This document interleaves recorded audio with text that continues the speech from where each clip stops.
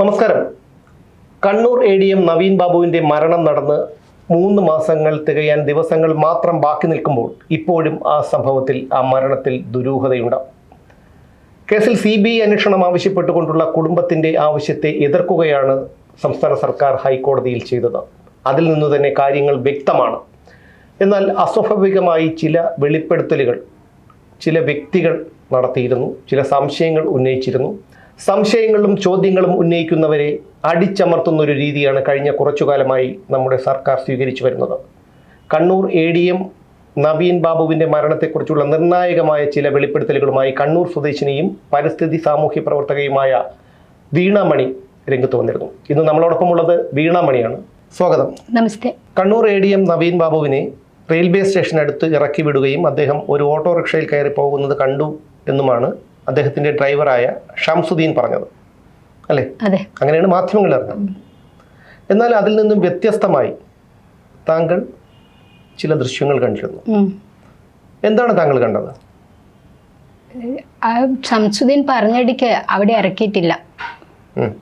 അവർ പറഞ്ഞത് പിന്നെ മുനീശ്വരൻ കോവിലിൻ്റെ അടുക്ക് ഇറക്കണം എന്ന് പറഞ്ഞുവെന്നും അദ്ദേഹം ഒരു ഓട്ടോറിക്ഷയിൽ കയറി പോകുന്ന കണ്ടു എന്നാണ് പറയുന്നത്. പിന്നെ അങ്ങനെ ഒരു സംഭവം ഉണ്ടായിട്ടില്ല. അതെങ്ങനെ താങ്കൾക്ക് ഉറപ്പിച്ച് പറയാൻ കഴിയും? ഞാനത് കളക്ടറേറ്റിൽ പോയിട്ട് നേരിട്ട് ചോദിച്ച ചോദ്യമാണ്. അവിടുത്തെ ക്യാമറയിൽ പരിശോധിച്ചാൽ മനസ്സിലാവും നിങ്ങൾക്ക് അവിടെ വീണാമണി വന്നിട്ടുണ്ടോ, ഞാൻ ചോദിച്ചിട്ടുണ്ടോ എന്ന്. അപ്പോൾ അന്ന് വൈകുന്നേരം സന്ധ്യാസമയത്ത് ഞാൻ പോയി ചോദിച്ചിട്ടുണ്ടായിരുന്നു. അതവിടെ നിൽക്കട്ടെ, അദ്ദേഹം അങ്ങനെ ഈ ഷംസുദ്ദീൻ പറഞ്ഞത് വാസ്തവ വിരുദ്ധമാണെന്ന് താങ്കൾ പറയാൻ ഒരു കാരണം ഉണ്ടാകുമോ? ഞാൻ കണ്ടതുകൊണ്ടാണ് ഞാൻ പറഞ്ഞത്. അവിടെയല്ല ഇറക്കിയത് കൂട്ടിക്കൊണ്ടു പോകുന്നതാണ് ഞാൻ കാണുന്നത്. ഷംസുദ്ദീൻ എന്ന ഡ്രൈവർ ബലോറയിൽ ഒരു വണ്ടിയിൽ കൂട്ടി കൊണ്ടുപോകുന്നത് ഞാൻ കണ്ടത്. അങ്ങനെ ഒരു സംഭവമല്ല, ആ ഭാഗത്തല്ല, മറ്റൊരു ഭാഗത്താണ്. അല്ല, ഞാൻ വ്യക്തത വരുത്താനാണ് ചോദിക്കുന്നത്. ഈ ബൊലേറോ വാഹനത്തിൽ കൊണ്ടുപോകുന്നതാണ് താങ്കൾ കണ്ടത്. ആ ബൊലേറോ വാഹനത്തിൽ ഷംസുദ്ദീൻ ഉണ്ടായതായി താങ്കൾ കണ്ടോ? ഉണ്ട്. വേറെ ആരൊക്കെ ഉണ്ടായിരുന്നു? വേറെ ഒരു 3-4 ആളുണ്ടായിരുന്നു. അതല്ലേ ബൊലേറോ വാഹനമാണല്ലോ, അദ്ദേഹത്തിന്റെ ഔദ്യോഗിക വാഹനമല്ലേ അത്? ആ വാഹനമല്ല. അല്ല. പിന്നെ മറ്റൊരു സർക്കാർ വാഹനമേ അല്ലായിരുന്നു? അല്ല, സർക്കാർ വാഹനമല്ല. എങ്ങനെ താങ്കൾക്ക് അത് ഉറപ്പിച്ച് പറയാൻ കഴിയും? അത് നേരിട്ട് സർക്കാർ വാഹനം കണ്ടാൽ എനിക്ക് മനസ്സിലാവും. ADMന്റെ ഒരു ഇതുണ്ടാവും. നമ്മൾ സ്വാഭാവികമായിട്ടും സംസ്ഥാന സർക്കാർ എന്നൊരു ബോർഡ്, അല്ലെ, കേരള സർക്കാർ, ഈ പറയുന്ന വാഹനം സ്വകാര്യ വാഹനമായിരുന്നു എന്നാണ് താങ്കൾ പറയുന്നത്? അത് ഉറപ്പായിട്ടും. അല്ലേ? അതിനുശേഷം പിന്നെ എന്തായിരുന്നു ഉണ്ടായത്?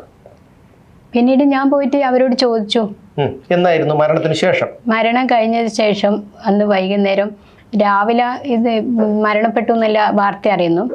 പക്ഷേ വൈകുന്നേരം ഞാൻ പോയിട്ട് ചോദിച്ചു, ADM സാറിനെ നിങ്ങൾ എവിടെയാണ് ഇറക്കിയത്, നിങ്ങൾ ഇങ്ങനെയാണ്? ആരോട് ചോദിച്ചു? അവിടുത്തെ സ്റ്റാഫിനോട്. അവിടെ ഉണ്ടായിരുന്നല്ലോ സ്റ്റാഫ് എന്ന് പറയുമ്പോൾ ഷംസുദ്ദീനും ഉണ്ട്, മറ്റേ അതായത് പിന്നെ 2-3 പിള്ളേരുണ്ടായിരുന്നു അവിടെ വൈകുന്നേരം ഒരു സന്ധ്യാസമയത്ത്. അല്ല, ഞാൻ ചോദിച്ചോട്ടെ, താങ്കൾ കാണുന്നത് ഷംസുദ്ദീൻ ഉൾപ്പെടെയുള്ള ആരൊക്കെയോ ചേർന്നാണ് ബൊലേറോയിൽ പോകുന്നത് കണ്ടത്. അപ്പോൾ പിന്നെ ഇതൊരു ബന്ധവുമില്ലാത്ത ചിലരോട് ചെന്ന് ചോദിച്ചു? ഔദ്യോഗികമായിട്ട് അവിടെ ഉണ്ടാകുന്ന സ്റ്റാഫ് അല്ലേ എല്ലാവരും.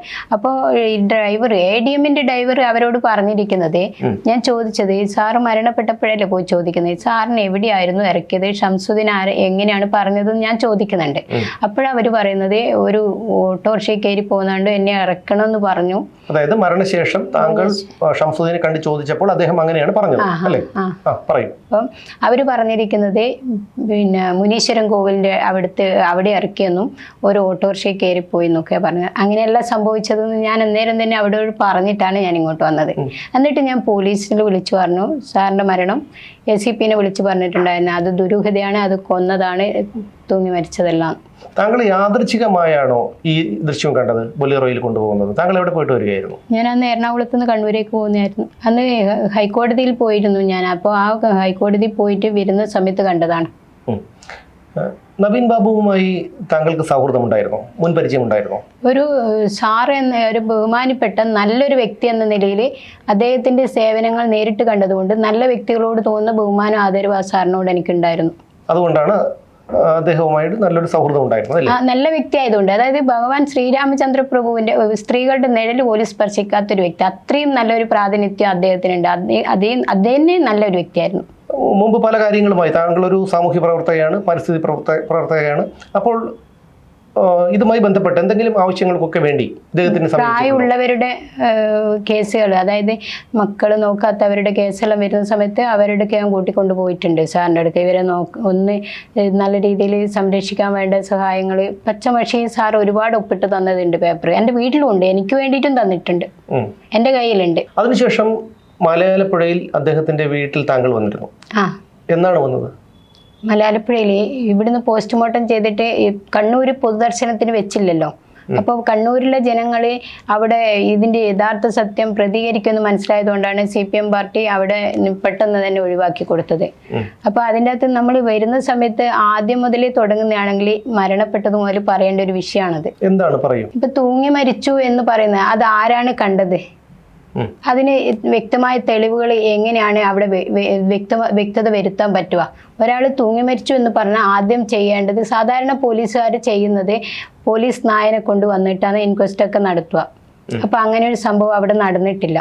ഒന്നാമത്തെ പോയിന്റ്. രണ്ടാമത്തെ പോയിന്റ് എന്ന് വെച്ചാൽ അവിടെ ബന്ധുക്കളോ രക്തബന്ധത്തിലുള്ളവരോ ഉണ്ടായിട്ട് വേണം അവിടെ ഒരു ഒപ്പിട്ട് കൊടുത്ത് അവരുടെ ഇതിലാണ് വസ്ത്രം അഴിച്ചിട്ട് ആരെങ്കിലും മർദ്ദിച്ചിട്ടുണ്ടോ, ഉപദ്രവിച്ചിട്ടുണ്ടോ, ശാരീരികമായി ദേഹോപദ്രവം ഏൽപ്പിച്ചിട്ടുണ്ടോ, ഇതൊക്കെ പരിശോധിക്കണം. കാരണം ഇത് മരണപ്പെട്ട സാധാരണക്കാർക്ക് പോലും പോലീസുകാർ അങ്ങനെ ചെയ്യുന്നുണ്ട്.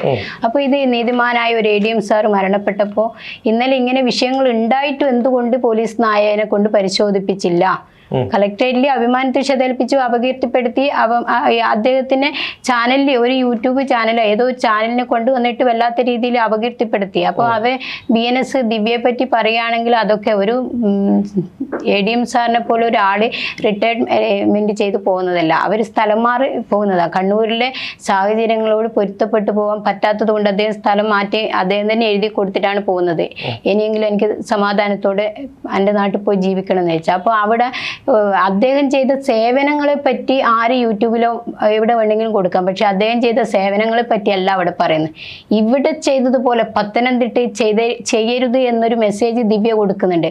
അപ്പൊ ആ ദിവ്യക്ക് ഈ പ്രോട്ടോകോൾ അനുസരിച്ച് ADM സാറിനെക്കാളും പവർ ഉണ്ടോ?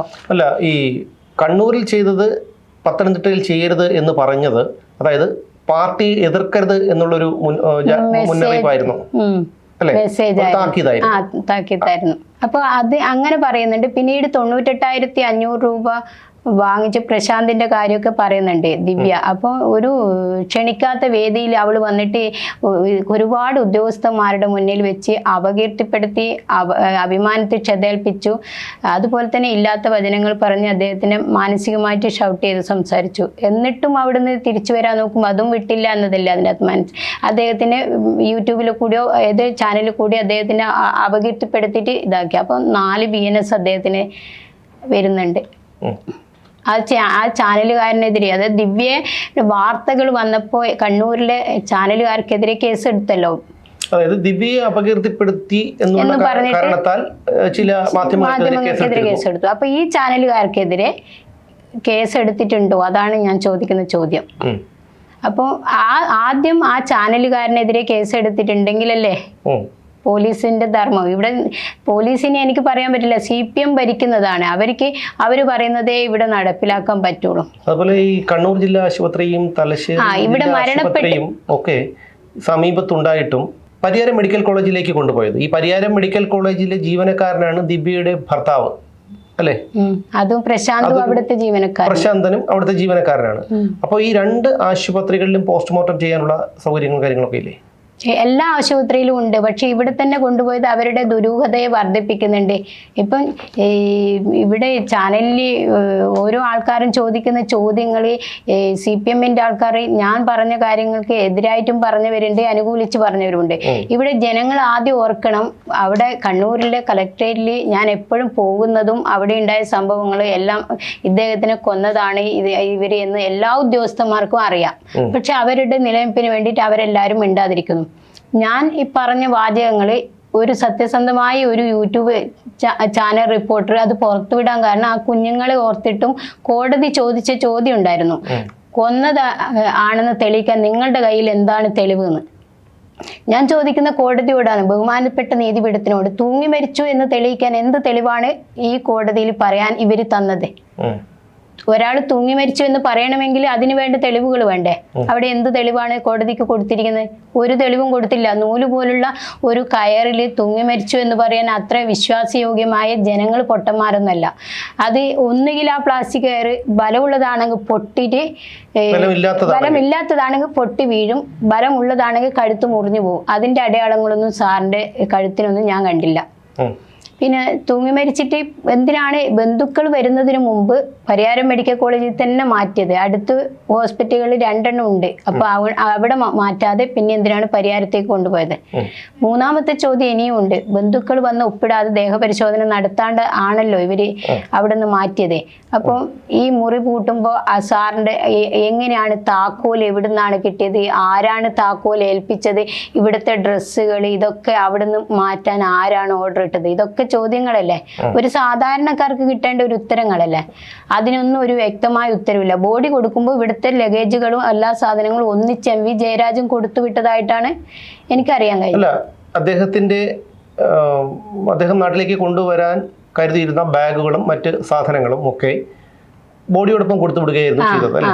അതൊക്കെ ഈ അദ്ദേഹം അവിടെ വെക്കേണ്ടതുമാണ്. കാരണം എന്ന് വെച്ചാല് ഇതിൻ്റെ അകത്ത് ഏതൊരു സാധാരണ ഹിന്ദിക്കാർ മരണപ്പെട്ടാൽ പോലും ബന്ധുക്കൾ വരണം, ഒപ്പിട്ട് തരണം, എന്നിട്ട് ഇൻക്വസ്റ്റ് നടത്തുമെന്ന് പറയുന്ന പോലീസുകാർ. ഇത് മാത്രം എന്തുകൊണ്ട് ഇന്നലെ ഇത്രയും വലിയ വിഷയങ്ങൾ ഉണ്ടായിട്ടും എന്തുകൊണ്ട് ബന്ധുക്കൾ വന്നിട്ട് ഒപ്പിടാനോ അവരുടെ ദേഹപരിശോധന നടത്താനോ തയ്യാറാവാതെ അവരെന്തുകൊണ്ടാണ് പോലീസ് നായന്റെ കൊണ്ട് ഇൻക്വസ്റ്റ് ഒന്നും നടത്താതെ എന്തിനാണ് അവിടുന്ന് മാറ്റിയത്? അതോടൊപ്പം തന്നെ അധികമാരും ചർച്ച ചെയ്യാത്തൊരു കാര്യമുണ്ട്, നവീൻ ബാബുവിന്റെ മൊബൈൽ ഫോണിനെ കുറിച്ച്.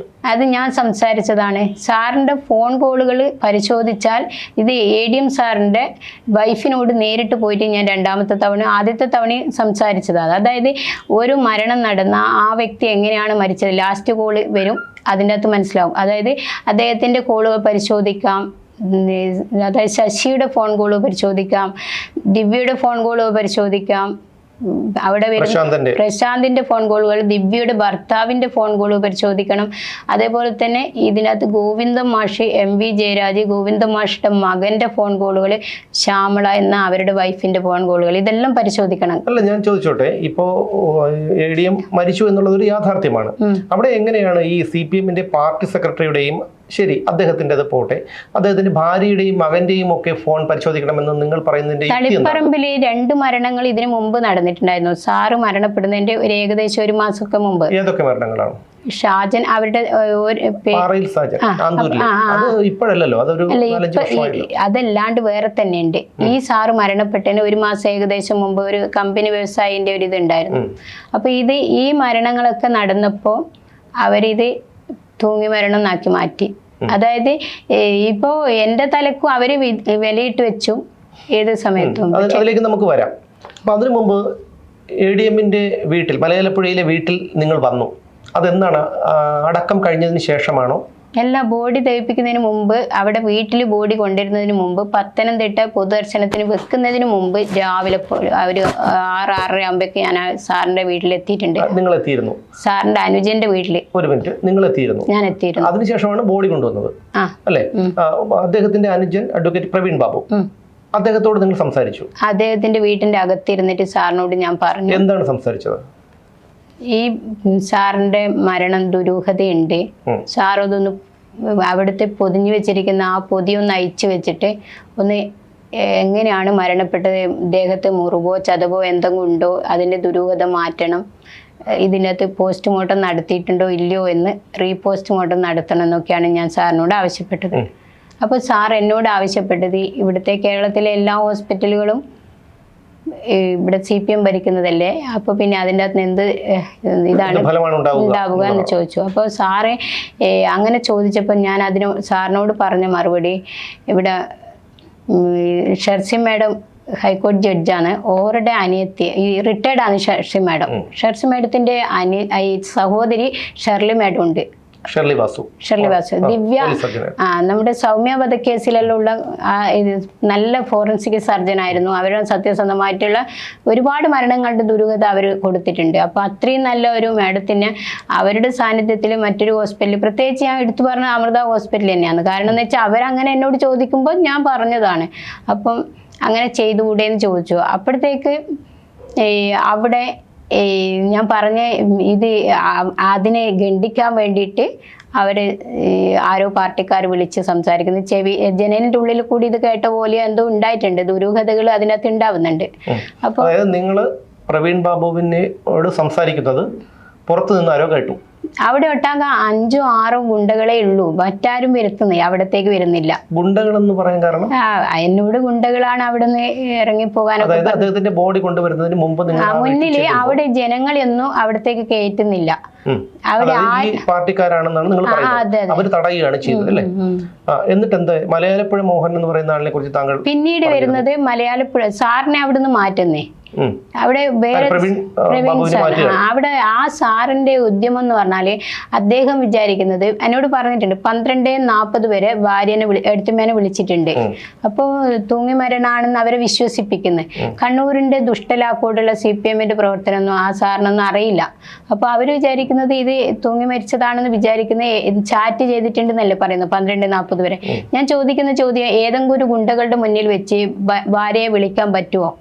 12:40 വരെ ട്രെയിനിൽ കയറി എന്നൊക്കെ പറഞ്ഞ് മെസ്സേജ് അയച്ചു എന്നൊക്കെ പറയുന്നത്. അപ്പോൾ അതിൻ്റെ അകത്ത് എനിക്ക് വേണമെങ്കിൽ നിങ്ങളുടെ ഫോണിൽ നിന്ന് എന്തെങ്കിലും മെസ്സേജ് അയക്കാം, പക്ഷെ ആ മെസ്സേജ് അയച്ചതിൻ്റെ ദുരൂഹത നമുക്ക് ജനങ്ങൾക്കും കോടതിക്കും അല്ലേ വ്യക്തമാക്കി കൊടുക്കണ്ടേ? ആ പാവം 2 മക്കളുടെ അച്ഛനെ പരലോകത്തേക്ക് പറഞ്ഞയച്ചപ്പോൾ ആ പാവം ഭാര്യ അങ്ങനെയല്ലേ വിചാരിക്കുന്നത്, തൻ്റെ ഭർത്താവാണ് ഈ മെസ്സേജ് അയച്ചതെന്ന് വിചാരിച്ചിട്ട് തൂങ്ങി മരണപ്പെട്ടു.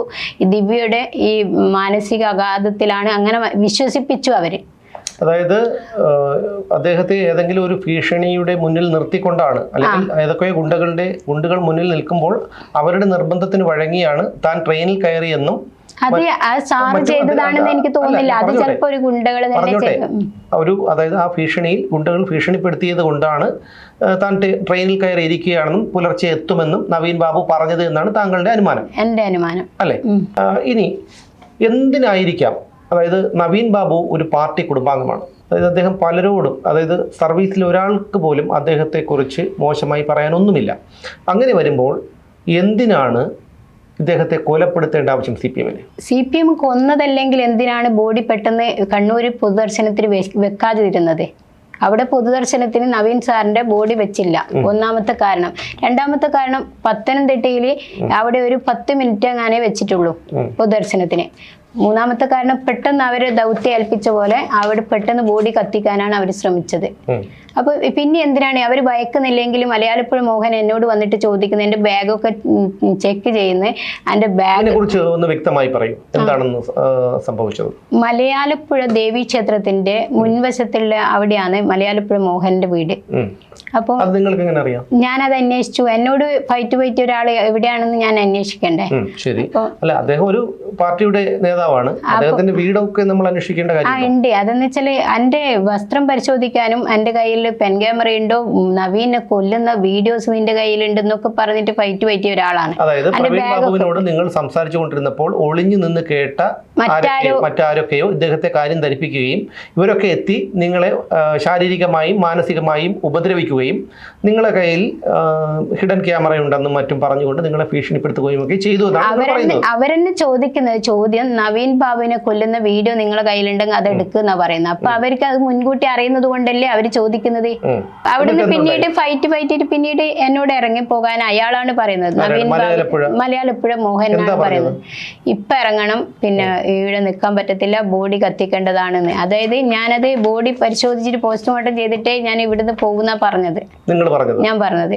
അപ്പം അത് അവരങ്ങനെ പറയുമ്പോൾ പിന്നീട് എനിക്ക് മാറേണ്ടി വന്നത്, അവിടെ ഒരു പൊന്ന് 2 മക്കളുണ്ട്. അപ്പൊ ഇയാളോട് ഫൈറ്റ് ശരിക്കും പറഞ്ഞാൽ കുഞ്ഞു മക്കൾ ഇതൊന്നും അറിഞ്ഞില്ലെങ്കിൽ അവർക്ക് എത്രമാത്രം വേദനിക്കും. അതുകൊണ്ട് തന്നെ ഞാൻ അവിടുന്ന് ഇറങ്ങിയതാണ്. അദ്ദേഹം, ഞാൻ ചോദിച്ച ചോദ്യത്തിന്റെ ഉത്തരം ഇതുവരെ കിട്ടിയില്ല. അതായത് നീതിമാനായ ഒരു ഉദ്യോഗസ്ഥനായിരുന്നു നവീൻ ബാബു. ആ നവീൻ ബാബുവിനെ ഇല്ലായ്മ ചെയ്യേണ്ടതിന്റെ ആവശ്യകത ആർക്കായിരുന്നു, എന്തിനായിരുന്നു? അത് അവിടുത്തെ പാർട്ടിയിൽ, കണ്ണൂരിലെ പാർട്ടി ലോബിയൊക്കെ തന്നെയായിരുന്നു. ഇതിനകത്ത് ഒന്നാമത്തെ ദിവ്യ, രണ്ടാമത്തത് അവിടുത്തെ CPM-ന്റെ പ്രവർത്തകരായ ഗോവിന്ദ മാഷ് പോലുള്ളവര്, ശശി, അവരുടെ ഫോൺ കോളുകൾ ഞാൻ പറഞ്ഞല്ലോ വ്യക്തമായിട്ട്. അവരുടെ ആവശ്യം തന്നെയായിരുന്നു സാറിനെ അവിടെ നിന്ന് നീക്കുവാന്ന്. അപ്പോൾ ഇതിൻ്റെ അകത്ത് പ്രധാനപ്പെട്ട പോയിന്റ്, ആ കണ്ണൂരിലെ ആറളം കുറേ സ്ഥലങ്ങളുണ്ട്, ആർളം പഞ്ചായത്തിന്റെ സ്ഥലങ്ങൾ. അപ്പോൾ അത് ആരുടെ കയ്യിലാണെന്ന് അന്വേഷിക്കേണ്ടത് രഹസ്യാന്വേഷണ വകുപ്പും കോടതിയുമാണ്. അതിപ്പോ ആരുടെ കയ്യിലാണ് നിങ്ങളുടെ അതിൻ്റെ അകത്ത് കുറെ ഗവൺമെന്റിന്റെ സ്ഥലങ്ങൾ ഒരുപാട് ബിനാമിന്റെ ഇതിലൂടെ എടുത്തിട്ട് കൈവശപ്പെടുത്തിയിട്ടുണ്ട്.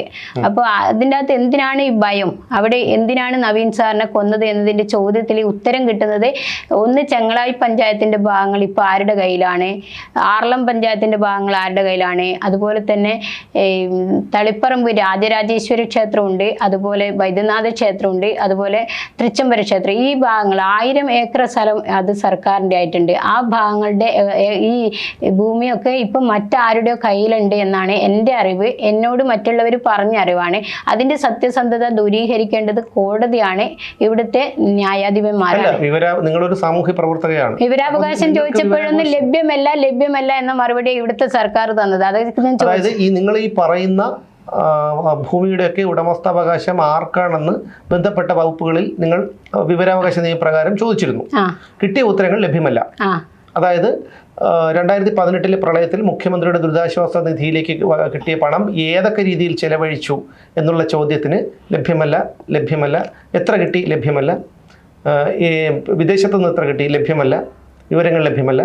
ഇതുപോലുള്ളൊരു മറുപടിയാണ് നിങ്ങൾക്ക് കിട്ടിയത്. 2018 അത് ഇപ്പം തന്നെ വയനാട്ടിൽ ദുരന്തം നടന്ന സമയത്ത് അവിടുത്തെ ഒരുപാട് ഫണ്ടുകൾ ഓരോ ആൾക്കാരും. വയനാടിനെ കുറിച്ച് മിണ്ടരുത്, അറിയാലോ. വയനാടിനെ കുറിച്ച് മിണ്ടിയാൽ കേസാകും. ഇല്ല, ഇനി എന്തായാലും കേസായിക്കോട്ടെ. ഇനിയിപ്പോൾ എല്ലാം മുങ്ങിട്ട് നിൽക്കുന്നത്. എനിക്കെതിരെ കള്ളക്കേസൊക്കെ വന്നപ്പോൾ ഹൈക്കോടതിയിലൊന്നും പോയിട്ട് ഞാൻ കേസ് ജയിച്ചിരിക്കുന്ന ഒരു വ്യക്തിയാണ്. എനിക്ക് നാവുണ്ട്, അത് നല്ല രീതിയിൽ പ്രയോഗിക്കുക. നിയമങ്ങൾ കോടതിയിൽ എനിക്കറിയാവുന്ന ഭാഷയിൽ ഞാൻ പറയും. ഞാൻ എന്ന വ്യക്തി ആരാണെന്ന് പൊതുജനങ്ങളുടെ മുന്നിൽ അറിയിക്കാൻ അത് ഒരു വേദി ആയിക്കൊള്ളട്ടെ. ഈ CPM അതിനൊരു ഫൈറ്റ് ഒരുക്കിക്കോട്ടെ, ഇനിയും ഒരുക്കട്ടെ, കുഴപ്പമില്ല. പക്ഷേ ഞാൻ പറഞ്ഞത് എന്നെ ഇല്ലാതാക്കാം, പക്ഷേ എൻ്റെ ആത്മാവിനെ ആർക്കും ഇല്ലാതാക്കാൻ പറ്റത്തില്ലല്ലോ. ഇത് ഞാനായിട്ടല്ല ഈ ചാനലിൽ വന്നത്, രഹസ്യമായി പറഞ്ഞ കാര്യങ്ങളായിരുന്നു. പിന്നീട് ആരോട് പറഞ്ഞത്? നവീൻ സാറിന്റെ അനിയനോട് പറഞ്ഞ കാര്യങ്ങളായിരുന്നു. അപ്പൊ ഇതൊരിക്കലും ചാനലിനോട് പറയണ്ട, കോടതി അറിയാൻ വേണ്ടിയിട്ടുള്ള ഒരു കാര്യമായിരുന്നു. പക്ഷെ അവിടുന്ന് മലയാള ഇൻസൈഡ് എന്ന ആ വാർത്താ റിപ്പോർട്ടർ അവരൊരു സത്യസന്ധത ഉള്ളത് കൊണ്ടായിരിക്കാം, അല്ലെങ്കിൽ അവർക്ക് നീതിമാനായിട്ടുള്ള ഈ സാറിന്റെ മരണത്തിൽ വേദന അനുഭവിച്ചത് കൊണ്ട് തന്നെ ആയിരിക്കാം ഇതിന്റെ ലക്ഷ്യത്തിലേക്ക് വേണ്ടിയിട്ട് എന്നോട് അന്ന് ചോദിച്ചത്. എന്തിനാണ് ഇവർ ഇതിന്റെ എല്ലാം നേരിട്ട് കണ്ട ഒരു വ്യക്തിയാണ്. ഞാൻ അവിടെ പോയതും വരുന്നതൊക്കെ കണ്ട വ്യക്തികളാണ്. അപ്പൊ അവരെന്നോട് ചോദിച്ചപ്പോൾ ഞാൻ ഇപ്പം നിങ്ങളോട് സംസാരിച്ചതുപോലെ തന്നെ അവിടെ നിന്ന് സംസാരിച്ച്. അപ്പോൾ അതിനകത്ത് ഉണ്ടായ ആ സത്യത്തിന് വിരുദ്ധമായിട്ട് എന്തോ അവർ ഭയന്നിട്ടുണ്ട്. അതുകൊണ്ടാണ് അവർ ബോഡി കത്തിച്ചത്. പെട്ടെന്ന് ബോഡി കത്തിക്കുന്നതിന് മുമ്പ് പറഞ്ഞൊരു വ്യക്തി ഞാൻ മാത്രമായിരുന്നു. ഇനി അങ്ങനെയാണെങ്കിൽ പോലും നവീൻ ബാബു വിരമിക്കാൻ 7 മാസങ്ങൾ മാത്രമേ ബാക്കിയുണ്ടായിരുന്നുള്ളൂ. ആ നവീൻ ബാബു അത് മാത്രമല്ല, അദ്ദേഹം സ്ഥലം മാറി ജന്മനാട്ടിലേക്ക് വരികയാണ്. അപ്പോൾ അദ്ദേഹത്തെ ഇല്ലായ്മ ചെയ്യേണ്ട ആവശ്യമുണ്ടായിരുന്നു. അത് ഒരു ഗവൺമെന്റ് ഉദ്യോഗസ്ഥന്, അത് പ്രത്യേകിച്ചിട്ട് ഒരു അസിസ്റ്റന്റ് കളക്ടർ, ADM സാറിന് അത്ര ഒരു പദവി ഇല്ല. അദ്ദേഹത്തിന് വേണമെങ്കിൽ പത്തനംതിട്ട വന്നിട്ടാകുമ്പോൾ ആ സ്ഥലത്തിന്റെ ഇത് ഒക്കെ ജനങ്ങളെ അറിയിക്കുകയോ അതല്ലെങ്കിൽ വേണ്ട വിധത്തിൽ നല്ല നേരായ മാർഗത്തിലൂടെ അതിനെ അഭിമുഖീകരിക്കുക ചെയ്യുമായിരുന്നു. അത്രമാത്രം പീഡനങ്ങൾ മാനസികമായിട്ടും ശാരീരികമായിട്ടും കണ്ണൂരിൽ നിന്ന് നവീൻ സാറിന് അനുഭവപ്പെട്ടിട്ടുണ്ട്. ഇപ്പോൾ ഈ കേസിൽ ചില സംശയങ്ങളുണ്ടായിരുന്നു. അതിൽ കണ്ണൂർ കളക്ടർ അരുൺ വിജയൻ, പോസ്റ്റ്മോർട്ടം നടത്തിയ ഡോക്ടർ, ഡ്രൈവർ ഷംസുദ്ദീൻ, ഇവരൊക്കെ ഇപ്പോഴും തലസ്ഥാനങ്ങളിലുണ്ടോ? ഇല്ല, അവർ 3 ആളും ഇല്ല. ഞാനിപ്പം ഒരു 4 ദിവസം മുമ്പ് ഞാൻ ഈ ADM സാറിൻ്റെ മരണവുമായി ബന്ധപ്പെട്ടിട്ട് കണ്ണൂർ ജില്ലയിൽ ഇതുവരെ പിന്നെ കാലുകുത്തിയില്ല. കാരണം എനിക്ക് കുറേ ഫോൺ കോളുകൾ വെച്ചേക്കൂല എന്നൊക്കെ പറഞ്ഞിട്ടുണ്ടായിരുന്നു. അതിനെയൊന്നും എനിക്ക് ഭയമൊന്നുമില്ല. എന്താണെന്ന് വെച്ചാൽ എന്തായാലും ഒരു ദിവസം മരിക്കണം, ഇവർ കൊല്ലട്ടെ. പക്ഷേങ്കിൽ ഞാൻ പറഞ്ഞു വന്നത് ഇനി ഞാൻ അവിടെ പോകാത്തത് എന്നെ കൊല്ലുന്നുണ്ടെങ്കിൽ ആൾക്കാർ കാണുന്നിടയ്ക്കെന്ന് കൊന്നോട്ടെ എന്ന് വിചാരിച്ചു. വീടൊക്കെ അടച്ചിട്ടിരിക്കുകയാണ്. അതെ, നിങ്ങളിപ്പോൾ 2 മാസമായി ഇവരെ ഭയന്ന് കണ്ണൂർ ജില്ലയിലേക്ക് പോയിട്ടില്ല. കാലുകുത്തിയില്ല. പക്ഷെ ഒരു ദിവസം ഞാൻ പോയിട്ടുണ്ടായിരുന്നു, കോടതി പോകേണ്ട ആവശ്യം ഉണ്ടായിരുന്നു.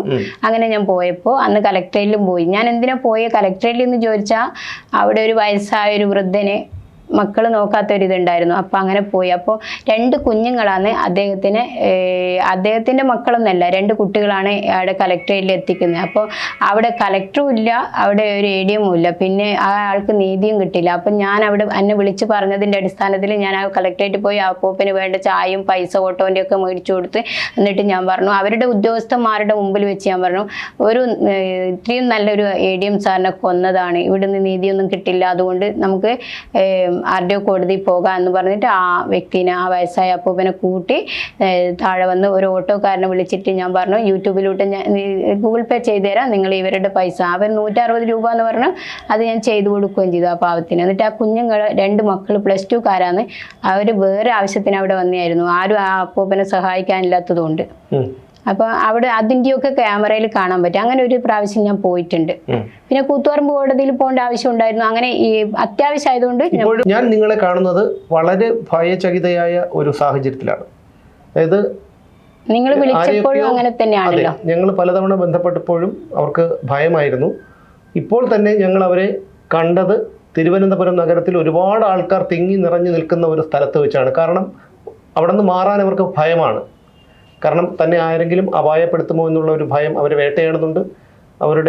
അവർക്കതുപോലുള്ളൊരു ഭീഷണിയുണ്ട്. അതുകൊണ്ടാണ് അവർ ആ ഒരു ഭയപ്പാടോടുകൂടി സ്വന്തം വീടും നാടും ഉപേക്ഷിച്ച് 2 മാസത്തോളം ഈ തരത്തിൽ അലഞ്ഞു നടക്കുന്നത് എന്നുകൂടി കേരളത്തിലെ പൊതുസമൂഹം മനസ്സിലാക്കണം. താങ്കളുടെ ഭർത്താവ് ദുരൂഹ സാഹചര്യത്തിൽ മരണപ്പെടുകയായിരുന്നു അല്ലേ? അതെ. എങ്ങനെയായിരുന്നു? അതെ, കഴിഞ്ഞ വർഷം ഒക്ടോബർ 24, 2023 22-ാം തീയതി ഒക്ടോബർ ഒരു ദുരൂഹ സാഹചര്യത്തിൽ അദ്ദേഹം പറയുന്നത്, അതിൻ്റെ യഥാർത്ഥത്തിൽ ഒരു കാരണം ഫസ്റ്റ് തൊട്ട് പറയുകയാണെങ്കിൽ 1:30 മണിക്ക് അവിടെ ഒരു കല്യാണത്തിന് പോയിട്ട് ഊണ് കഴിച്ചിട്ട് വന്നതാവറ്. അപ്പം അത് കഴിഞ്ഞതിന് ശേഷം അവർ ഒരു 3 മണിയാവുന്ന സമയത്ത് ഞാൻ പൈസ വാങ്ങിയിട്ട് വരട്ടെ എന്ന് പറഞ്ഞിട്ട് അമ്മയോട് എന്നോട് പറഞ്ഞിട്ടായിരുന്നു പുറത്തു പോകുന്നത്. ഒരു ഏകദേശം 5:30 മണിക്ക് വിളിച്ച് പറയുന്നത്, എനിക്ക് അരളിപ്പൂവിൻ്റെ ഇല ഇങ്ങനെ ഭക്ഷണത്തിൽ തന്നിട്ട് ഞാൻ രക്തഛർദ്ദിച്ചു, ഞാൻ ഗൈനോക്കോളജിസ്റ്റിൻ്റെ ഹോസ്പിറ്റലാണുള്ളത്, എത്രയും പെട്ടെന്ന് നീ വരണമെന്നാണ് പറയുന്നത്. അപ്പോൾ അവിടെ രാജീവൻ, റെജിന, ശ്രീജ ബാബു, ബീന, ബേബി, ഇങ്ങനെ കുറേ ആൾക്കാരുടെ പേരെല്ലാം അവർ പറയുന്നുണ്ട്. അവരാണ് തന്നത് ഇത് ആഹാരത്തിൽ വിഷാംശം എന്ന് പറഞ്ഞിട്ട്. അപ്പോൾ ഈ ഏട്ടൻ മരണപ്പെടുന്നതിന് മുമ്പ് ഇത് ഒന്ന് റെക്കോർഡാക്കണം എന്ന് വിചാരിച്ചിട്ട് ഞാൻ വിളിച്ച് റെക്കോർഡാക്കിയിട്ട് ഞാൻ വിളിക്കാമെന്ന് പറയുമ്പോഴേക്ക് പിന്നീട് ഫോൺ എടുക്കുന്നില്ല. അപ്പോൾ ഫോൺ എടുക്കാതപ്പോൾ ഞാൻ രമ ഡോക്ടറെ വിളിച്ച് ചോദിച്ചു, ഡോക്ടറുടെ ലാൻഡ് ഫോണിലേക്ക് നമ്പറിൽ വിളിച്ച് ചോദിച്ചു, രജീഷ് ഏട്ടൻ മരണപ്പെട്ടു എന്ന് പറയുന്നു, നിങ്ങളുടെ അവിടെ എന്താണ് സംഭവം? അന്നേരം അവർ പറഞ്ഞു, ആൾ പോയി മോളെ, ഇങ്ങനെയാണ് ഉള്ളത്, അതുകൊണ്ട് നിങ്ങൾ താലൂക്ക് ഇരിട്ടി ആശുപത്രിയിലേക്ക് വന്നാൽ മതി. അപ്പം ഞാൻ ചോദിക്കുന്ന ചോദ്യം, ഒരു ആണുങ്ങളെ കൊണ്ടാക്കാൻ ഗൈനോക്കോളജിസ്റ്റിൻ്റെ അടുക്കാണോ കൊണ്ടാക്കുക? ഒരു ഹോസ്പിറ്റലിൽ സാമാന്യ വിവരമുള്ളവർ എങ്ങനെയാലും അവിടെ 3 ഹോസ്പിറ്റൽ, അമല ഹോസ്പിറ്റൽ, PT ചാക്കോൻ്റെ ഹോസ്പിറ്റൽ, സ്കൈ ഹോസ്പിറ്റൽ, ഇതൊക്കെ അവിടെ കാർഡിയോളജിസ്റ്റുമാരുണ്ട്. അപ്പോൾ അവിടെയല്ലേ കൊണ്ടാക്കുക? അതിന് പകരം ഇവിടെ കൊണ്ടാക്കി. അതുപോലെ തന്നെ ആ ഡോക്ടർ ഒരു മറുപടി അതിൻ്റെ അകത്ത് എഴുതിയിട്ടില്ല. പോലീസിന്റെ ഒരു മൊഴിയിൽ അതിലെവിടെയും ഈ ഡോക്ടറുടെ പേര് ഗൈനോക്കോളജിസ്റ്റ് എന്ന് എഴുതിയിട്ടില്ല. അത് എന്തോ ഭയം ഉണ്ടായിട്ടല്ലേ. അപ്പോൾ അത് 3ാമത്തെ കാരണം എന്ന് വെച്ചാൽ അദ്ദേഹത്തിന്റെ പോസ്റ്റ്മോർട്ടം നടത്തിയത് അവിടുത്തെ പരിയാരത്തെ ശ്രീജിത്ത് എന്ന അവരായിരുന്നു ഡോക്ടർ എഴുതിയിരിക്കുന്നത്. ആ പോസ്റ്റ്മോർട്ടം എൻ്റെ കയ്യിലുണ്ട്, അതിന്റെ റിപ്പോർട്ട്. അതിൻ്റെ അകത്ത് പറയുന്നത് ആന്തരികാവയവങ്ങൾ പരിശോധിച്ചില്ല, 400 ഗ്രാം ഭക്ഷണം അതിനകത്ത് ഉണ്ട് എന്ന് പറയുന്നുണ്ട്. അപ്പോൾ ആ ഭക്ഷണാവശിഷ്ടങ്ങൾ മറ്റൊരു ലാബ് കൊണ്ട് പരിശോധിച്ചതിൻ്റെ റിപ്പോർട്ടും കൂടി വെക്കേണ്ടതാണ്. അപ്പോൾ അതൊന്നും വെച്ചില്ല. ഇതിൻ്റെ വിവരങ്ങളായിട്ട് ഞാൻ ഷർസി മാഡത്തിനെ ഫോണിലൂട്ടെല്ലാം വിളിച്ച് സംസാരിച്ച കാര്യങ്ങളാണ്. ഇങ്ങനെയുള്ള മരണങ്ങളൊക്കെ നടക്കുമ്പോൾ നമ്മൾ ഷർലി മാഡത്തിനെ പോലുള്ളവരെ സംശയങ്ങൾ ചോദിക്കാൻ വേണ്ടിയിട്ട് വിളിക്കും. അങ്ങനെ വിളിച്ചിട്ടുണ്ട്, സംസാരിച്ചിട്ടുണ്ട്. അപ്പം ഇതിനകത്ത് ഒരുപാട് നല്ല ഉന്നത ഉദ്യോഗസ്ഥന്മാരുടെ സമീപത്തോടെ ഈ പോസ്റ്റ്മോർട്ടത്തിൻ്റെ ഇത് ശരിക്ക് പറഞ്ഞാൽ എൻ്റെ ഭർത്താവിൻ്റെ അവസ്ഥ പോലെ തന്നെ അവിടെ പരിയാരം മെഡിക്കൽ കോളേജിൽ ഒരുപാട് ദുരൂഹതകൾ മരണവുമായി ബന്ധപ്പെട്ട് നടക്കുന്നുണ്ട്. ആ ഡോക്ടർ തന്നെ പറയാതെ പറഞ്ഞൊരു വാചകമുണ്ട്. അത് ഒരു കഥകളി വേഷത്തിൽ, ഒരു പച്ച വേഷത്തിൽ വരുന്നുണ്ട്, സ്വാത്വികന്റെ വേഷത്തിൽ, പിന്നീട് രൗദ്രഭാവത്തിൽ ചുവന്ന വേഷത്തിൽ, പിന്നീട് അദ്ദേഹം അതിൻ്റെ കുറ്റബോധം കൊണ്ട് വരുന്നുണ്ട്. അപ്പോൾ ആ ഡോക്ടർക്ക് പറയാനുള്ളത് സമൂഹത്തോട് ഇങ്ങനെയുള്ള കൊലപാതകങ്ങൾ വഞ്ചന കാട്ടി എന്നതിൻ്റെ ഒരു ഉദാഹരണം അയാൾ പറയുന്നത്. ഒരുപക്ഷെ അയാളെ നാർക്കോ ടെസ്റ്റ് ചെയ്ത വീണാമണി പറഞ്ഞത് ശരിയായിരുന്നു എന്ന് മനസ്സിലാക്കാൻ കോടതിക്ക് കഴിയും. അത് സുപ്രീം കോടതി വിചാരിച്ചാൽ മാത്രമേ കഴിയുള്ളൂ. കാരണം താഴെ സുപ്രീം കോടതി നിങ്ങളുടെ ജീവന് ഭീഷണിയുണ്ട് എന്ന് പറഞ്ഞ് ഞാൻ സുപ്രീം കോടതി പോയി വന്നതിന്റെ ശേഷമാണ് ഞാൻ കണ്ണൂർ കാലുകുത്തിയിട്ടുള്ളൂ.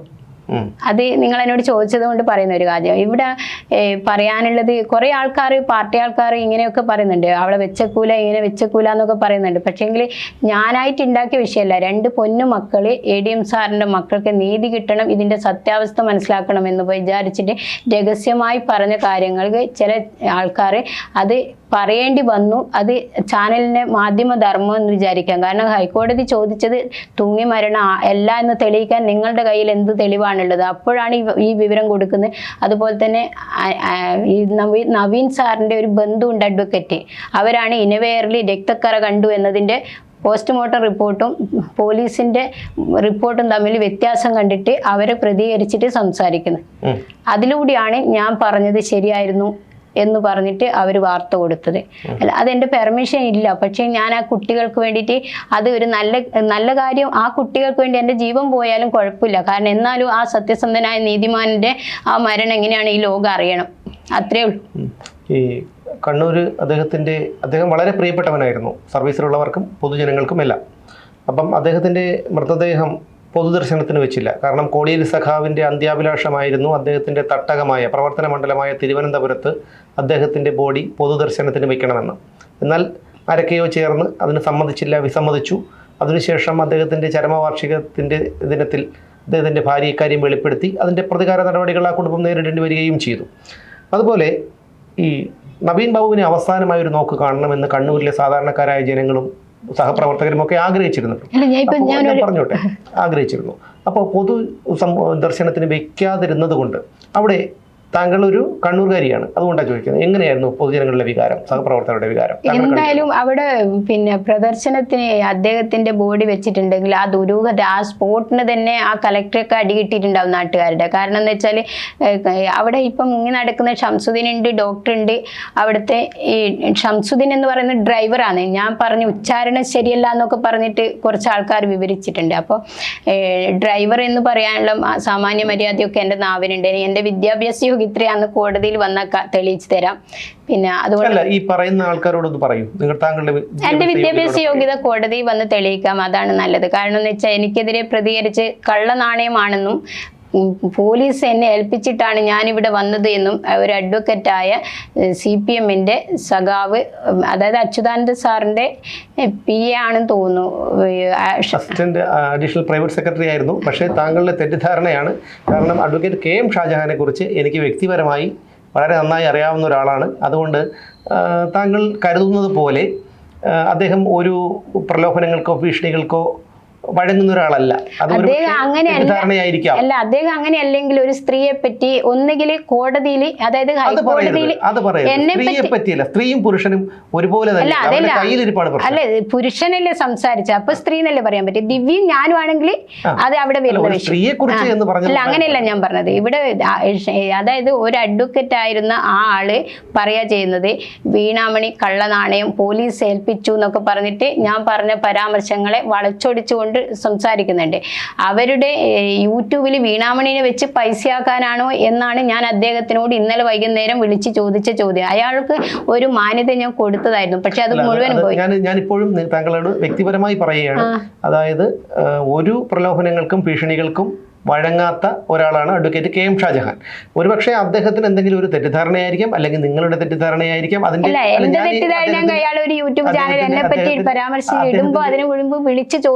അദ്ദേഹത്തിന്റെ വിശദീകരണം ഞാൻ കണ്ടില്ല, അതുകൊണ്ട് തന്നെ ഞാൻ ആ വിഷയത്തിലോട്ട് കടക്കുന്നില്ല കേട്ടോ. ചിലപ്പോൾ എനിക്കറിയില്ല അതിനെക്കുറിച്ച് എന്തായിരുന്നാലും. അപ്പോൾ അങ്ങനെ ഈ ചാനലിൽ ഈ വാർത്ത ഇടണം. കാരണം എന്ന് വെച്ചാൽ നമ്മളിപ്പോൾ ഇതിന്റെ ഒരു ഉദ്ദേശം എന്താണെന്നറിയാം, അതിട്ട് മാത്രമേ ആ കുട്ടികൾക്ക് നീതി കിട്ടുള്ളൂ. നമ്മളുടെ ലക്ഷ്യം ഒന്നായിരിക്കണം, കുട്ടികൾക്ക് നീതി കിട്ടും. ആ കുഞ്ഞു മക്കളാ അച്ഛനെ നഷ്ടപ്പെട്ടു, അവർക്ക് ഇനിയെങ്കിലും കോടതിയിൽ നിന്നെങ്കിലും നീതി കിട്ടണം. ഈ സമൂഹം ഒന്നടങ്കം അവരുടെ പക്ഷത്തായിരിക്കണം. ഇതിന് പോലീസുകാരൊക്കെ അവരുടെ പക്ഷത്ത് തന്നെ ആവുമായിരുന്നു. പക്ഷെ പോലീസുകാരെ വിലക്കെടുത്ത്, അതായത് വാണിംഗ് ചെയ്തിട്ട് അങ്ങനെ കൊടുക്കരുത്. പോലീസിന് നിങ്ങൾക്കറിയാലോ, അതെ, പോലീസിന് ഒന്നും ചെയ്യാൻ പറ്റാത്തൊരവസ്ഥ, സമർത്ഥരായ മനുഷ്യത്വമുള്ള ആൾക്കാരുടെ കുറെ പുഴുക്കുത്തുകളുണ്ട്. അതായത് അവര് പാർട്ടിക്കാരാണ്, യൂണിഫോം ഇട്ട് വരുന്നു എന്നുള്ളതേ ഉള്ളൂ. പാർട്ടിക്കാർക്ക് വീണ്ടും ഒരു മര്യാദയുണ്ട്. പക്ഷേ പാർട്ടിക്കാർ കാക്കിയിട്ട് കഴിഞ്ഞാൽ അവർക്ക് ആ മര്യാദ കൂടി നഷ്ടപ്പെടും. പക്ഷേ വളരെ നല്ലൊരു സേനയാണ് നമ്മുടെ പോലീസ് സേന. അത് ഒരുപക്ഷെ നിങ്ങൾ പറഞ്ഞത് ശരിയാണ്. കാരണം അവർക്കൊക്കെ ഈ കുടുംബത്തോടൊപ്പം നിൽക്കണമെന്നായിരിക്കും ആഗ്രഹം. പക്ഷേ അതെ, അവർക്ക് ജീവിക്കണമെങ്കിൽ ഇതിപ്പോ ഇത്രയും വലിയൊരു പവറുള്ള ഒരു മനുഷ്യനെ ഈ ഭൂമിയിൽ നിന്ന് ഇല്ലാതാക്കി. ഞാൻ ചോദിക്കുന്ന ചോദ്യം, ആ പാവം മനുഷ്യന്റെ ഫോട്ടോസ് പോലും കണ്ണൂർ കലക്ട്രേറ്റിൽ 2 മാസമായി അമ്പേക്കാടുന്ന് മാറ്റി. അവരുടെ ലക്ഷ്യം അത്രയും പകയായിരുന്നില്ല ഈ പാവത്തിനോട്. അപ്പോൾ അതിൻ്റെ അകത്തുനിന്ന് അത്രയും വലിയ രേഖകൾ, ഇവരെയൊക്കെ അകത്താക്കുന്ന രേഖകൾ അദ്ദേഹത്തിന്റെ കയ്യിലുള്ളത് കൊണ്ട് ഭയന്നിട്ടല്ലേ ആ ഫോട്ടോസ് പോലും അവിടെ നിന്ന് മാറ്റിയത്. കണ്ണൂർ കലക്ട്രേറ്റിൽ ADM സാറിന്റെ ഫോട്ടോസ് അവിടെ ഇല്ലല്ലോ. അതെന്തിനാ ഈ 2 മാസം ആകുമ്പോഴേക്ക് അദ്ദേഹത്തെ പറഞ്ഞ പോലെ ഈ അദ്ദേഹത്തിന്റെ അവിടുത്തെ ഫോട്ടോസും മാറ്റിയത്? ഇത് പൊതുസമൂഹം ഒന്നടങ്കം നിൽക്കേണ്ടത് ഇവിടെ തെറ്റാണോ ശരിയാണോ എന്ന് വിവർത്തനം ചെയ്യേണ്ടത് ബഹുമാനപ്പെട്ട നീതിപീഠമാണ്. ഓരോ ആളെയും വിളിച്ചിട്ട് ചോദ്യം ചെയ്യേണ്ടതും അതിൻ്റെ യഥാർത്ഥ വ്യത്യസ്തമായ വസ്തുതകൾ എന്താണെന്ന് എഴുതി വെച്ച് അതിൻ്റെ വിവരങ്ങൾ ജനങ്ങളിലേക്ക് എത്തിക്കേണ്ടതും ആ 2 പെൺകുട്ടികൾക്ക് നീതിപീഠം ശരിയായ രീതിയിൽ സത്യസന്ധമായിട്ട് കേസ് അന്വേഷിച്ച് അവർക്ക് വേണ്ട സഹായങ്ങൾ ചെയ്യേണ്ടെങ്കിൽ ഇവിടെ രഹസ്യാന്വേഷണ വകുപ്പ് വരണം.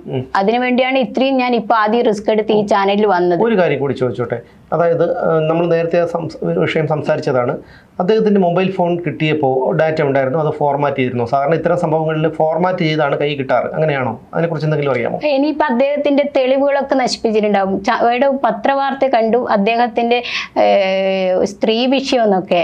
അതൊക്കെ ആരെങ്കിലും മോർഫിങ്ങിലൂടെ അങ്ങനെ ഉണ്ടാക്കിയെന്നല്ലാണ്ട് അദ്ദേഹത്തിന് അങ്ങനെ ഒരു സ്ത്രീ വിഷയമൊന്നും ഉണ്ടാവില്ല. അത്രയും പെർഫെക്റ്റ്. ഇതിനെല്ലാം ഉത്തരം പറയേണ്ടത് കണ്ണൂർ കളക്ടറേറ്റിലെ നല്ലവരായ ഉദ്യോഗസ്ഥന്മാരാണ്.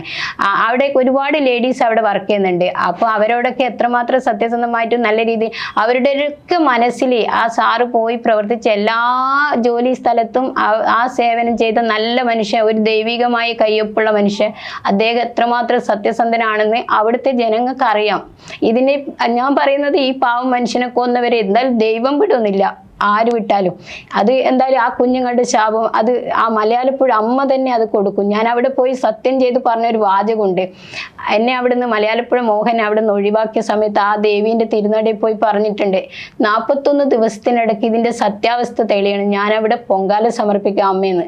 അത് ഞാൻ ചെയ്തിരിക്കും. എൻ്റെ ജീവൻ എങ്ങനെയാലും അതിനു വേണ്ടി ഞാൻ പിടിച്ചു നിർത്തും. നിങ്ങളുടെ വിശ്വാസം. പക്ഷേ നഷ്ടപ്പെട്ടത് ആ കുടുംബത്തിനാണ്. നിങ്ങൾക്ക് കണ്ണൂരുകാരിയാണ്. പി ദിവ്യയെയോ പ്രശാന്തിനെയോ ഒക്കെ നേരിട്ട് അറിയാമോ? അറിയാം. രണ്ടുപേരെ അറിയാം. എങ്ങനെയാണ്? പ്രശാന്ത് എന്ന് പറഞ്ഞത് അവിടെ സൈഡ് വാതിലൂടെ ജോലി ചെയ്യുന്നതാണ്. പരിയാരത്തെ പാവങ്ങൾക്ക് നേരിട്ട് പരിചയമുണ്ടോ? നേരിട്ട് പരിചയമുണ്ട്. അപ്പോൾ അയാള് പിന്നെ സൈഡ് വാതിലൂടെ കയറിയിട്ട് അവിടെ ഇലക്ട്രീഷ്യനായിട്ട് ജോലി ചെയ്യുന്ന ഒരു വ്യക്തിയാണ്. അപ്പോൾ അയാളുടെ ഇതിൽ ബിനാമിക്ക് വേണ്ടിയിട്ടാണ്, അയാൾക്ക് വേണ്ടിയിട്ടൊന്നല്ല. അത് നിങ്ങളൊന്ന് അയാളെ നാർക്കോട്ടിക്സ് ചെയ്യേണ്ട കോടതിയുടെ കടമയാണ്. ഇത് വെറുതെ ഒരു രഹസ്യാന്വേഷണം നടത്തിയാലൊന്നും പോരാ. ഇന്ന വ്യക്തികൾ, അതായത് ഡ്രൈവറുടെ കലക്ടറുടെ ADMന്റെ ഡ്രൈവറില്ലേ അവരെ ഷംസുദ്ദീന, ആ ഷംസുദ്ദീനെയും പ്രശാന്തിനെയും ഡ്രൈവറെയും ഒക്കെ കലക്ടറൊക്കെ നാർക്കോട്ടിക്സ് ചെയ്യുമ്പോൾ ഇതിൻ്റെ ദിവ്യമായ ചുരുളുകൾ പുറത്തേക്ക് വരുള്ളൂ. ദിവ്യ എന്ന വ്യക്തി അതിൽ പ്രധാന റോൾ ഉണ്ട്. എന്താണെന്ന് വെച്ചാൽ അവളെന്തോ ഭയക്കുന്നുണ്ട് സാറിന്. അപ്പോൾ അവർ ആ റോൾ, ആ പകമൂത്തിട്ടുള്ള രാക്ഷസീയ ഭാവത്തിൽ അവരത് ചെയ്തു, ഉദ്യമം പൂർത്തിയാക്കി. നവീൻ ബാബു മരിച്ചിട്ട് മാസം 3 പോകുന്നു. പക്ഷേ ചില ചോദ്യങ്ങൾ ഇപ്പോഴും ഉയർന്നു തന്നെ നിൽക്കുന്നുണ്ട്. പുതിയ ചില ചോദ്യങ്ങൾ ഉയർന്നു വരുന്നുമുണ്ട്. ചെങ്ങളായി പഞ്ചായത്തിലെയും ആറളം പഞ്ചായത്തിലെയും തൃച്ചംബരം ക്ഷേത്രത്തിലെയും ശ്രീ രാജരാജേശ്വരി ക്ഷേത്രത്തിലെയും വൈദ്യനാഥ ക്ഷേത്രത്തിലെയും ഒക്കെ സർക്കാർ ഭൂമി ഇപ്പോൾ ആരുടെ കൈവശമാണ് എന്ന് വിവരാവകാശ നിയമപ്രകാരം എഴുതി ചോദിച്ചപ്പോൾ കിട്ടിയ ഉത്തരം വിവരങ്ങൾ ലഭ്യമല്ല എന്നാണ് വീണാമണി പറയുന്നത്. എന്നാൽ നവീൻ ബാബുവിൻ്റെ മരണത്തെക്കുറിച്ചുള്ള ദുരൂഹതകളെക്കുറിച്ചുള്ള ചോദ്യങ്ങളും സംശയങ്ങളും ഉയർത്താൻ പാടില്ല എന്നാണ് സർക്കാരിൻ്റെയും CPMൻ്റെയും അലിഖിത നിയമം. നവീൻ ബാബുവിൻ്റെ കുടുംബത്തോടൊപ്പമാണെന്ന് ആണയിട്ട് ആവർത്തിച്ചു പറഞ്ഞ CPM ഇപ്പോൾ കളം മാറ്റി ചവിട്ടിയിരിക്കുകയാണ്. തൻ്റെ ഭർത്താവിൻ്റെ മരണത്തിൻ്റെ അന്വേഷണം CBIക്ക് വിടണമെന്നാവശ്യപ്പെട്ടുകൊണ്ട് ഹൈക്കോടതിയെ സമീപിച്ച അദ്ദേഹത്തിൻ്റെ ഭാര്യയുടെ ഹർജിയെ നിഷ്കരണം എതിർക്കുകയാണ് സംസ്ഥാന സർക്കാർ ചെയ്തത്. അതിൽ നിന്ന് തന്നെ കാര്യങ്ങൾ വ്യക്തമാണ്. ഇനി സത്യം തെളിയട്ടെ. തെളിയുമെന്ന് പ്രതീക്ഷയില്ലെങ്കിലും അതിനായി നമുക്ക് പ്രാർത്ഥിക്കാം. നവീൻ ബാബുവിൻ്റെ കുടുംബത്തിനും ആ 2 പെൺകുട്ടികൾക്കും അദ്ദേഹത്തിൻ്റെ ഭാര്യയ്ക്കും അദ്ദേഹത്തിൻ്റെ കുടുംബത്തിനും കൂടപ്പിറപ്പുകൾക്കും നീതി ഒരുപാട് അകലെയാണ്. നീതി കിട്ടുമെന്ന് യാതൊരു പ്രതീക്ഷയുമില്ല ഈ സാഹചര്യത്തിൽ. എങ്കിലും നമുക്ക് പ്രാർത്ഥിക്കാം, പ്രതീക്ഷിക്കാം നവീൻ ബാബുവിൻ്റെ ആത്മാവിനും കുടുംബത്തിനും നീതി കിട്ടുമെന്ന്.